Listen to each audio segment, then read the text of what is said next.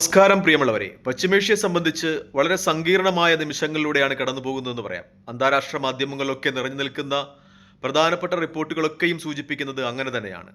ഇറാനും ഇസ്രായേലും തമ്മിൽ ഒരു യുദ്ധത്തിനുള്ള സാധ്യത അന്താരാഷ്ട്ര മാധ്യമങ്ങളൊക്കെ വളരെ വിശദമായി തന്നെ വിശകലനം ചെയ്യുന്നുണ്ട്. പ്രത്യേകിച്ചും CNN റിപ്പോർട്ട് വരുന്നത് അമേരിക്കൻ ഇന്റലിജൻസ് ഘടകങ്ങളെ ഉദ്ധരിച്ചുകൊണ്ടാണ് CNN റിപ്പോർട്ട് ചെയ്യുന്നത് എന്നാണ് അതിൻ്റെ ഏറ്റവും പ്രധാനപ്പെട്ട ഘടകമെന്ന് പറയുന്നത്.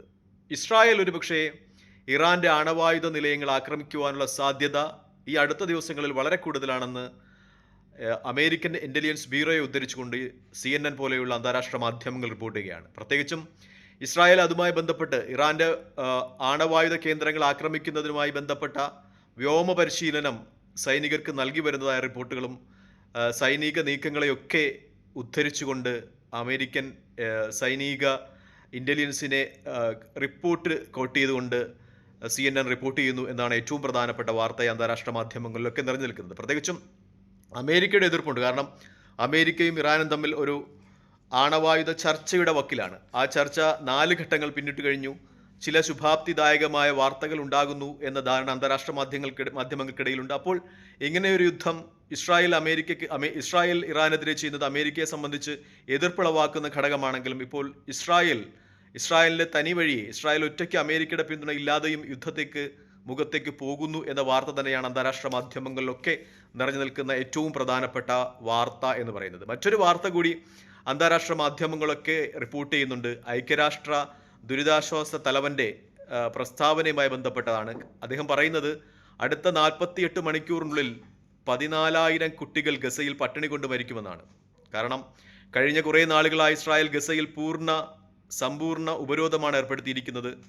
ദിവസേന 400 ദുരിതാശ്വാസ ട്രക്കുകളെങ്കിലും എത്തിയാൽ മാത്രമേ ഗസയിൽ പട്ടിണി കിടക്കുന്ന ആളുകൾക്ക് ആവശ്യമായ ആഹാര പദാർത്ഥങ്ങൾ ലഭിക്കൂ. പക്ഷേ ഇന്നലെ കുറച്ചു ട്രക്കുകളെ മാത്രമാണ് ഇസ്രായേൽ ഗസയിലോട്ട് അനുവദിച്ചത്.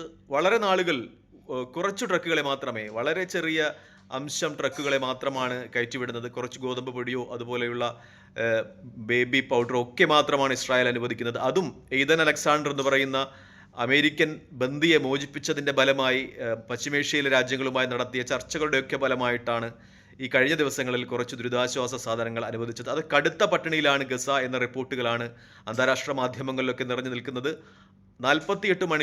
അടുത്ത 48 മണിക്കൂറിനുള്ളിൽ 14,000 കുട്ടികളെങ്കിലും പട്ടിണി മൂലം ഗസയിൽ മരിച്ചു വീഴുമെന്നാണ് ഐക്യരാഷ്ട്രസഭയുടെ ദുരിതാശ്വാസ നിധിയുടെ ചെയർമാന്റെ വിലയിരുത്തൽ എന്ന രീതിയിലുള്ള പ്രസ്താവനയും മാധ്യമങ്ങൾ നിറഞ്ഞു നിൽക്കുകയാണ്. മറ്റൊന്ന്, UK പോലുള്ള രാജ്യങ്ങൾ ഇസ്രായേലിനെതിരെ പൂർണ്ണമായ ഉപരോധം ഏർപ്പെടുത്തുന്നതിനുള്ള നടപടികളുമായി മുന്നോട്ട് പോകുന്നു എന്ന വാർത്തയാണ്. ചൈനയുടെ ഭാഗത്തു നിന്നും കൂടുതൽ ശക്തമായ പ്രസ്താവനകൾ ഉണ്ടാകുന്നു. ചൈന ഒരുപക്ഷെ കൂടുതൽ ക്രിയാത്മകമായി ഗസയിൽ ഇടപെട്ടേക്കാം എന്നുള്ള സ്ഥിതിവിശേഷമുള്ളതായ ചില മാധ്യമങ്ങളൊക്കെ വിലയിരുത്തുകയാണ്.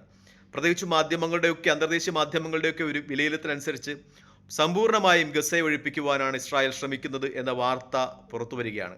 ഇസ്രായേലിന്റെ ലക്ഷ്യം ഗസയെ ആളില്ലാത്ത തുരുത്താക്കി മാറ്റുക, കാരണം ഗസയിൽ നിന്ന് ഇനി ഇസ്രായേലിനുള്ള ഭീഷണി ഒഴിവാക്കുക എന്ന രീതിയിലാണ് എന്ന ഒരു നിഗമനത്തിലാണ് അന്താരാഷ്ട്ര മാധ്യമങ്ങളൊക്കെ എത്തുന്നത്. അതുകൊണ്ട് തന്നെയാണ് ഇസ്രായേൽ ഈ കുട്ടികളെ പോലും പട്ടിണിക്കിട്ട് കൊല്ലുന്നത് എന്ന ഒരു നിഗമനം കൂടിയുണ്ട്. മാത്രമല്ല, കഴിഞ്ഞ ദിവസം ദുരിതാശ്വാസ ടെൻറ്റുകളും ഒപ്പം തന്നെ ഈ പാർപ്പിടം, യുദ്ധത്തിൽ നഷ്ടപ്പെട്ട ആളുകൾ ടെൻ്റടിച്ചു കിടന്ന സ്ഥലങ്ങളുമൊക്കെ ഇസ്രായേൽ പർപ്പസ്ഫുള്ളി ലക്ഷ്യത്തോട് തന്നെ ബോംബിട്ട് നശിപ്പിച്ചിരുന്നു. ഇതൊക്കെ വലിയ വിമർശനങ്ങൾ ലോക രാജ്യങ്ങൾക്കിടയിൽ ഉയർത്തുന്നുണ്ടെങ്കിലും ക്രിയാത്മകമായി ഇടപെടുവാൻ രാജ്യങ്ങൾ മടിക്കുന്നു എന്നാണ് ഏറ്റവും ദുഃഖകരമായ വാർത്ത.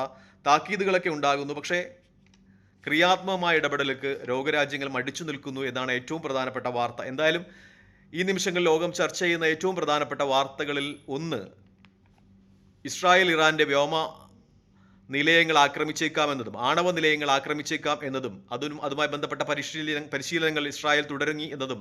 മറ്റൊന്ന്, അടുത്ത 48 മണിക്കൂറിൽ ആവശ്യമായ ആഹാര പദാർത്ഥങ്ങൾ എത്തിയില്ലെങ്കിൽ ഗസയിൽ 14,000 കുട്ടികൾ പട്ടിണി കിടന്നു മരിക്കും എന്ന ദുഃഖകരമായ വാർത്തയുമാണ്. തൽക്കാലം ഈ വീഡിയോയുമായി ഇവിടെ വാങ്ങുകയാണ്. മറ്റൊരു വീഡിയോയുമായി കാണുന്നവരെ പ്രാർത്ഥനയിൽ ഉൾപ്പെടുത്തുക.